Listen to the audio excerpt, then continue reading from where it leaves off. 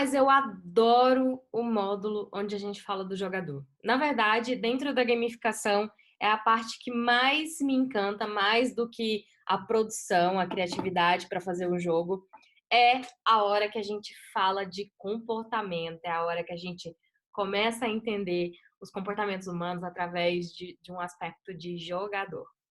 E neste módulo eu vou falar para vocês sobre, na verdade é uma pergunta que eu faço para vocês. Qual jogador é você na fila do pão? E eu vou passar por todos os jogadores e o grande objetivo é que você chegue no final compreendendo qual é o seu estilo, porque a partir do momento que você conseguir compreender e perceber o que te motiva dentro de um jogo, mesmo que você não goste de jogos, você também é um jogador. Então, a partir desse momento que você consegue ter uma percepção pessoal, você consegue se expor muito mais dentro de um jogo, dentro de uma gamificação e consegue criar muito mais também, tá bom? Então, quando a gente for falando aí, vai pensando nas pessoas que você convive, vai tentando entender assim, minha mãe é essa, o meu marido é esse, a minha esposa é essa, o meu filho tá parecendo que vai por esse caminho e por aí vai. Bem, em resumo, todos nós jogamos, mesmo aqueles que não gostam de jogar. A única diferença é que a gente joga de formas diferentes e por motivos diferentes. O que nos faz, o que faz um jogo ser atrativo para mim é diferente e completamente personalizado do que faz ser atrativo para você. E, de acordo com Platão, a gente tem uma possibilidade muito maior de descobrir sobre uma pessoa em 1 hora de brincadeira do que em 1 ano de conversa. Se a minha psicóloga ouvir um negócio desse, ela perde demissão. Mas, com brincadeiras à parte, o que ele quer dizer é que no jogo, o jogo, ele é uma brincadeira, ela é uma força de expressão, então você acaba conseguindo alavancar vários comportamentos. As dinâmicas em processos seletivos estão aí para confirmar isso. A gente consegue perceber muitos comportamentos em que em uma entrevista a gente não consegue.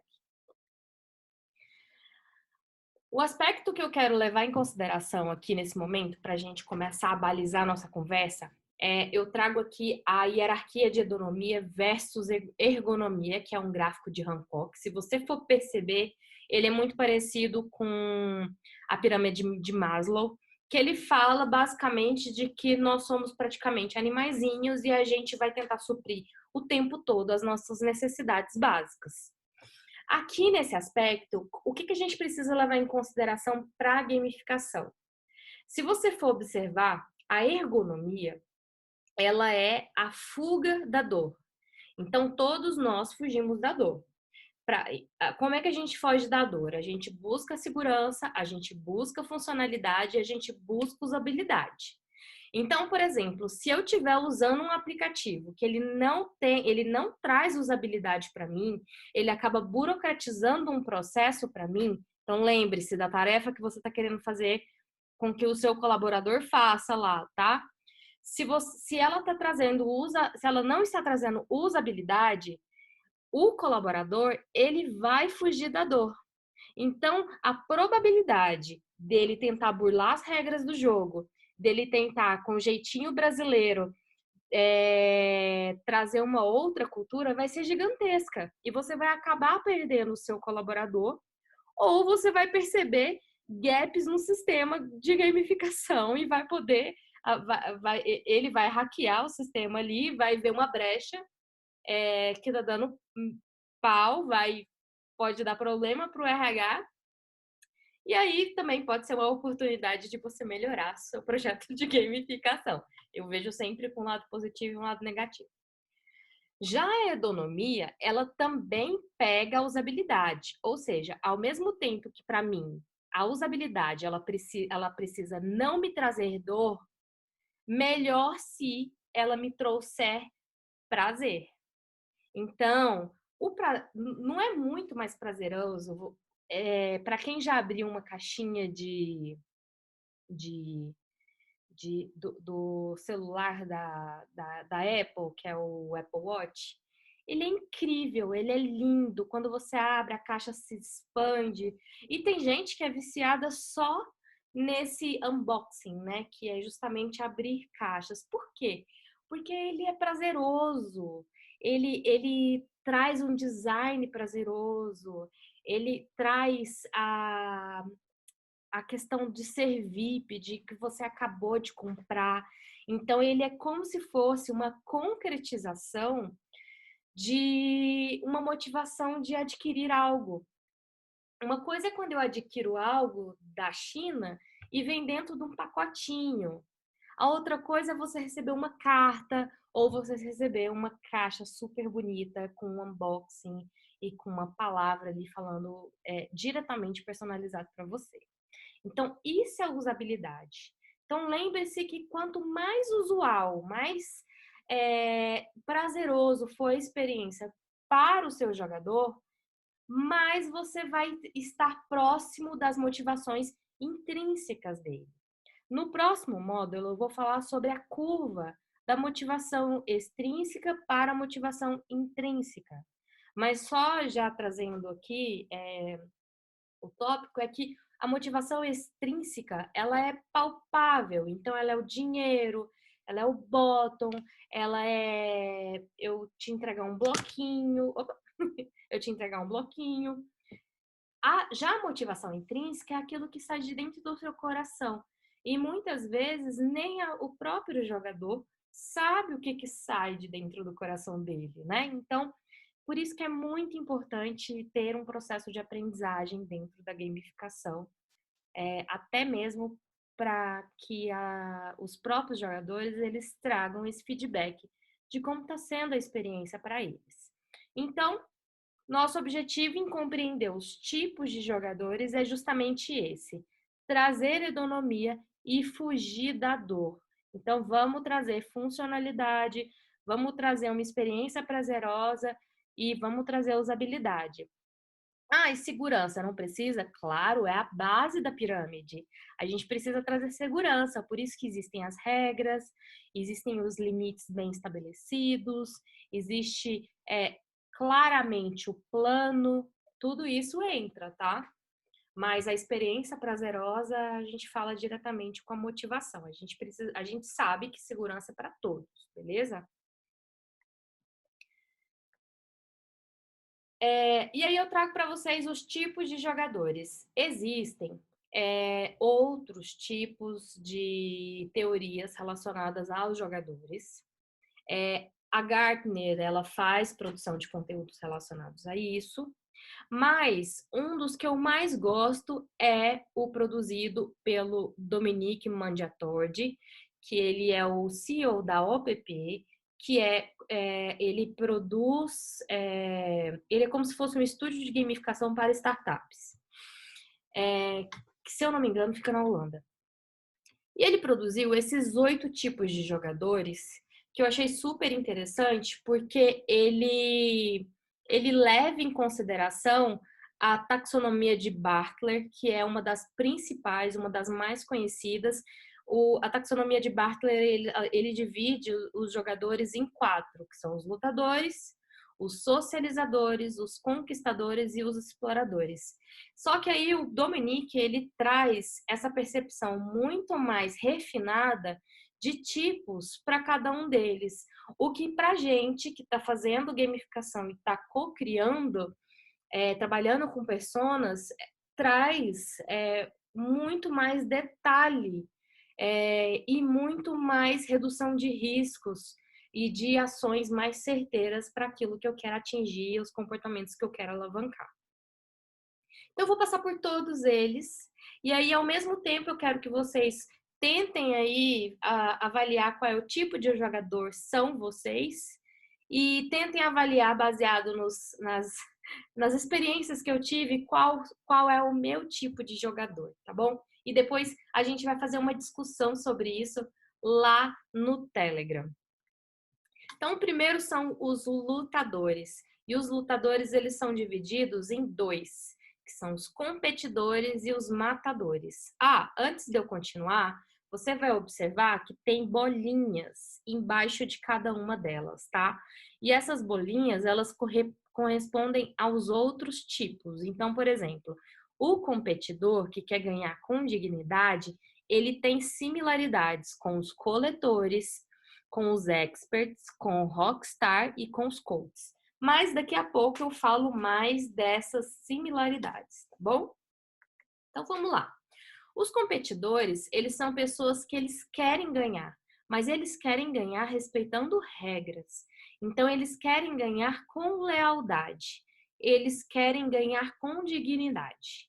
Então, para esses tipos de jogadores, é muito importante que exista um ranking, porque é a forma que ele obtém feedback se está indo bem ou se está indo mal. Prêmios e níveis também é muito importante. Essa pessoa, ela vai fugir de frustração. Então, provavelmente, se houver um matador dentro do jogo, é bem possível que, pela dignidade, ele abandone o jogo, porque ele não vai querer entrar em conflito com o matador, tá? Mas lembre-se que eles são lutadores, então eles vão fazer de tudo para ganhar. Já os matadores, eles vão querer ganhar a qualquer custo. Ele é o tipo de pessoa que ele pode ser agressiva, ele pode ser agressiva inclusive com o próprio grupo. De todos os treinamentos que eu já tive, eu só peguei 2 pessoas que eu tinha absoluta certeza que eram matadoras. E eu posso dizer com 100% de certeza que essas pessoas acabam atrapalhando o processo de aprendizagem. Então, por exemplo, se você dá aula de gamificação ou se você quer gamificar um treinamento, é muito importante que você conheça minimamente o perfil do seu público, o perfil de quem vão ser os seus alunos. Porque se houver matadores, eu sugiro fortemente que você reduza ao mínimo a gamificação, porque os matadores realmente atrapalham. Os matadores, eles acreditam que a vitória é acima de tudo, então ranking é lei. Se você tiver um erro no ranking, ou, por exemplo, é um colaborador matador, se você está produzindo um sistema, ele é capaz de aprender a técnica do sistema para compreender se de fato o ranking está certo. Então, ele vai buscar justiça porque ele quer ganhar. E títulos para eles é mais do que níveis. Então, ele não tá muito interessado se ele está no nível 1, se ele está no nível 5, ele está muito mais interessado em títulos. Então, a gente poderia fazer um paralelo nas pessoas que não está muito interessado na função em si, dentro da organização, mas sim em ser líder, em ter um aspecto de poder. E aí a gente já pode atrelar vários tipos de motivações, né, intrínsecas e extrínsecas que estão relacionadas aí, beleza? Então, esses são os matadores.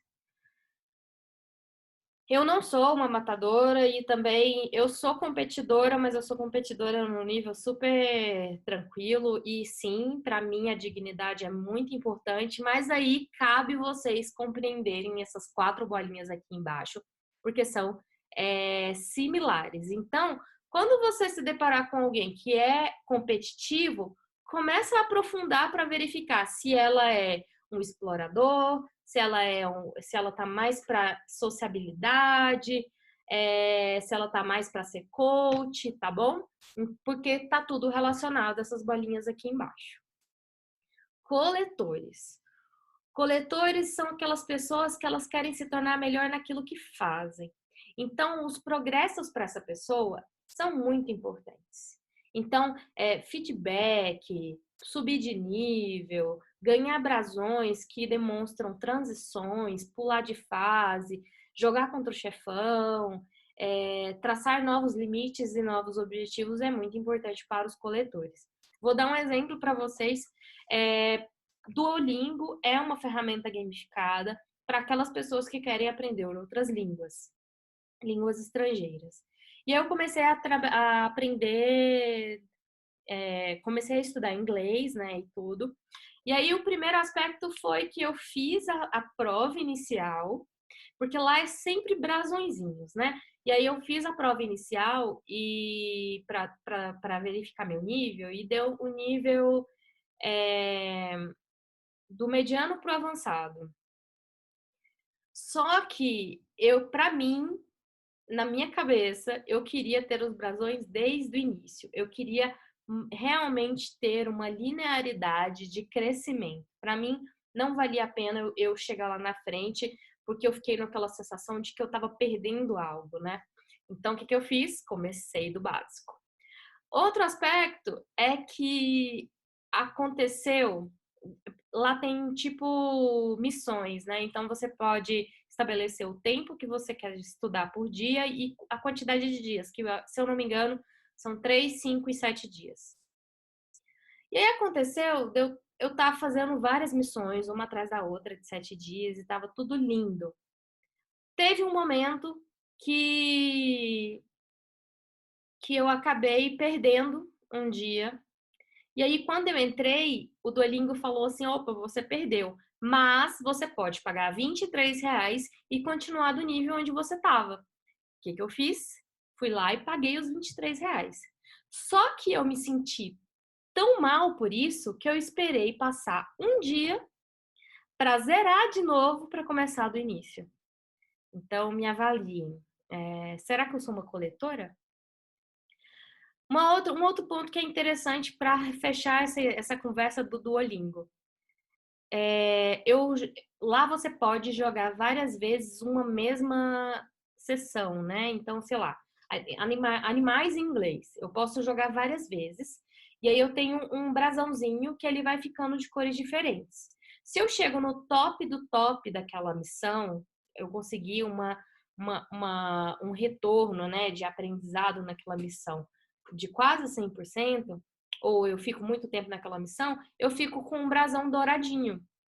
E para mim, ficar com aquele brasão douradinho foi sensacional. Então, eu quis fazer isso em todas. Era a minha grande motivação para fazer várias vezes. Só que aí o que aconteceu? Aquele de animalzinho que era dourado, quando passasse 30 dias, se eu não voltasse nele, ele deixava de se tornar dourado. Ele faz isso justamente para você voltar para rever conteúdos antigos.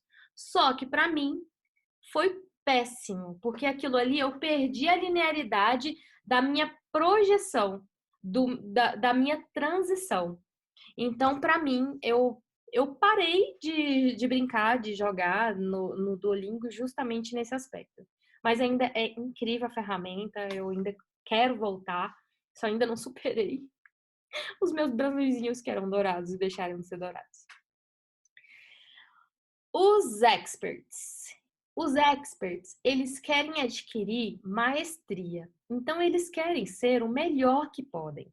Eles são capazes de aprender, num final de semana, a falar mandarim só porque ele quer se mostrar, só porque ele quer. Isso tá parte de um objetivo dele. Então, são pessoas completamente obsessivas com um objetivo. É daquelas que podem, inclusive, se tornarem matadoras, competidoras, se alguém que estiver na frente do objetivo dela estiver atrapalhando. Então, para essas pessoas experts, os níveis também são muito importantes. Então, vamos supor que você quer aprender programação. Os experts, para eles se sentirem motivados, é muito importante que você receba um feedback que está subindo de nível de fato, para ele ter uma confirmação de que ele está no caminho certo. Show? Os socializadores. Socializadores é fácil de compreender. Só para vocês terem noção, os lutadores, eles são hoje 1%, de acordo com a última pesquisa da Gartner, 1% dos jogadores. Os conquistadores, 10%. E os socializadores, eles são 80%. Então, 80% da população tem pelo menos algum dos aspectos desses dois aqui, que são os rockstars e os coaches. Vamos começar pelo coach. O coach, o objetivo dele é ser útil para outros. Então, é muito importante, para ambos, é muito importante estar em um grupo. Então, são pessoas que participam de formas diferentes no grupo. O coach, no grupo, ele acaba que se ele for muito bom no que ele faz, ele quer que a pontuação seja do grupo. Ele não quer ir sozinho, ele quer ser realmente útil. Então, para ele, o ranking é uma questão afetiva. Para ele, o ranking que é o resultado de uma colaboração em grupo, é o resultado de que as pessoas do grupo estão dando certo, de que existe um trabalho em equipe, e ele vai fazer a parte dele. Já os rockstars, eles querem ter influência social. Então, normalmente, no grupo, ele quer ser popular. E aí ele começa por grupos menores para ir ampliando sua marca, sua imagem. E, de novo, eles querem estar num grupo, mas eles querem ser reconhecidos, eles querem ser amados. O coach, ele quer que seja um bem do grupo e o rockstar, ele quer ser visto dentro do grupo como uma pessoa muito importante. E aí também existe o viés da conformidade, que é muito interessante, que é uma discrepância bem interessante dos socializadores, porque os coaches, como eles trabalham em grupo, eles tendem a ser um braço muito forte no grupo. Mas numa situação de adaptação, como por exemplo agora que a gente está vivendo o coronavírus, pode ser que esse coach ele tenha muitas dificuldades de adaptação, mas mesmo assim ele vai ter uma resiliência de pelo menos dar o conforto por grupo. Já o rockstar, ele se adapta muito fácil de fato, então ele consegue agilizar atuações, ele consegue agilizar muito mais nas ações. Por isso que tem a bolinha preta que são dos matadores, porque os influenciadores, eles são muito capazes de trazer uma emergência que o coach não está trazendo naquele momento que precisamos, tá? Então, tudo é uma questão de dosagem.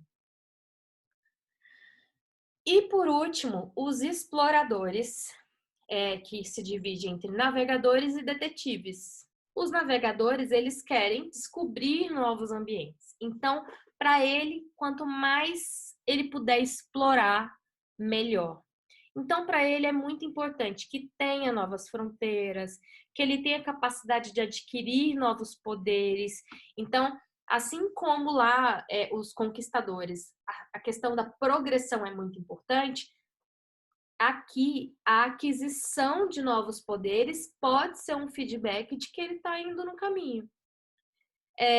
Desbloqueadores de distância, então pessoas que gostam de correr, se ele for um navegador, ele já tem um estilo próprio para corridas, porque a quilometragem é muito importante e também é um feedback. E zonas escondidas. Eu falei em outro vídeo, né, que eu jogava um joguinho que chama Harvest Moon no Nintendo, que era justamente de um menininho que cuidava da fazenda e aprendia a cozinhar, né, que eu aprendi a cozinhar com eles e tudo mais. E eu achei super interessante porque nesse jogo eu tinha como encontrar algumas zonas escondidas. E a depender da fase, da estação do ano, surgiam algumas coisas bem interessantes. Então, por exemplo, tinha um lago que, quando estava no inverno, esse lago congelava, e aí eu conseguia ir lá pescar. Se eu furasse o gelo, eu tinha alguns peixes que eram meio que prêmios, assim, que só surgia no inverno. Tinha um outro lugar também que nesse jogo que era um lugar onde eu encontrava algumas pedras preciosas. Então eu encontrava rubi, e eu encontrava alguns metais, e eu encontrava ouro, bronze, prata, que eu podia, por exemplo, transformar isso em material para trabalhar na própria fazenda, ou eu podia trocar isso por dinheiro e conseguir comprar mais sementes para plantação e tudo mais. É um jogo bem legal. Eu poderia falar o dia inteiro dele. Eu sou apaixonada e tem muitos anos que eu não jogo ele. Bateu até uma nostalgia aqui.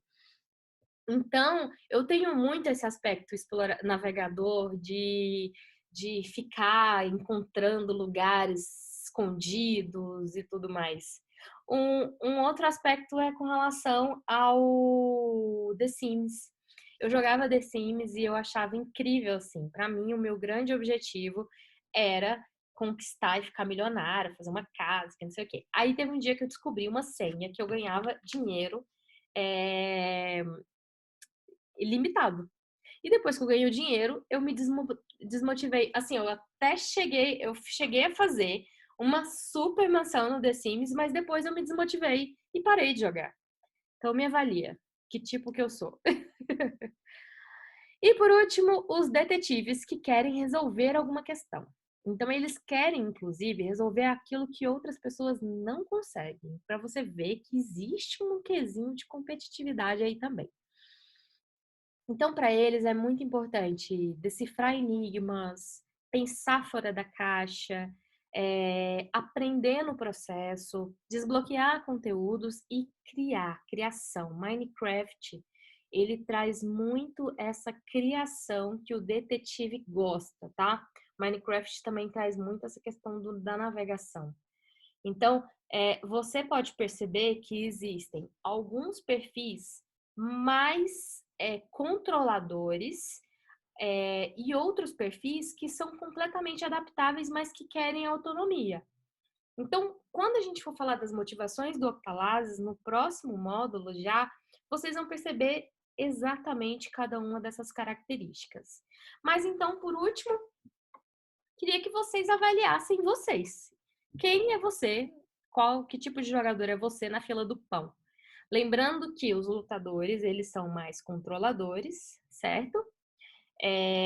O lutador, ele é controlador para outras pessoas e os conquistadores, eles controlam mais os ambientes. Os exploradores, eles se adaptam aos ambientes, então é aquela questão da navegação. E os socializadores, eles se adaptam aos outros, né? Então, eles querem ser úteis e estão ali adaptando ao ambiente que eles estão inseridos no que se refere ao social. Beleza? Esses são os 8 tipos de jogadores. Se vocês forem pesquisar no Google, vocês vão encontrar outras vertentes que eu acho interessante também vocês pesquisarem, mas essa é a que eu acho mais completa. E aproveita para seguir o Dominique Mandiatord, que ele fala muito, é um dos mais atuais, foi escrito em 2017. E é isso. Até o próximo vídeo falando das motivações dos Octalazes.